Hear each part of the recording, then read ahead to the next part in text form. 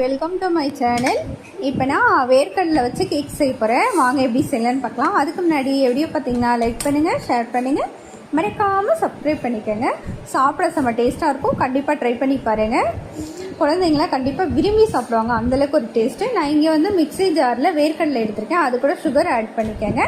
அப்புறம் அது கூட 2 எக்கு ஆட் பண்ணிக்கோங்க. ஆட் பண்ணிவிட்டு நல்லா குறகுறப்பாக அரைச்சிடுங்க. அடிச்சுட்டு வந்து வச்சுட்டு அதுக்கப்புறம் அது கூடயே என்ன பண்ணுங்கள், கொஞ்சமாக தண்ணி ஆட் பண்ணிக்கோங்க. ஆட் பண்ணிவிட்டு மறுபடியும் மிக்சியில் நல்லா அடிச்சுட்டு வந்துடுங்க.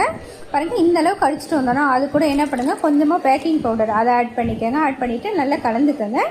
இங்கே நான் பாத்திரம் எடுத்துருக்கேன். அதில் வந்து என்ன பண்ணுங்கள், பட்டர் சுற்றி தடவிக்கோங்க. அதில் கொஞ்சமாக மைதா தூவிக்கோங்க.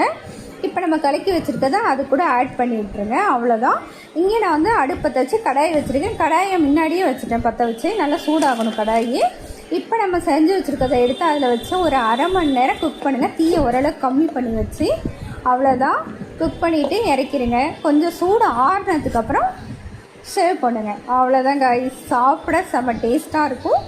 கண்டிப்பாக ட்ரை பண்ணி பாருங்கள். ட்ரை பண்ணி பார்த்துட்டு எனக்கு லைக் பண்ணுங்கள், ஷேர் பண்ணுங்கள், மறக்காமல் சப்ஸ்கிரைப் பண்ணிக்கோங்க. குழந்தைங்க கண்டிப்பாக விரும்பி சாப்பிடுவாங்க. அந்தளவுக்கு ஒரு டேஸ்ட்டாக இருக்கும்.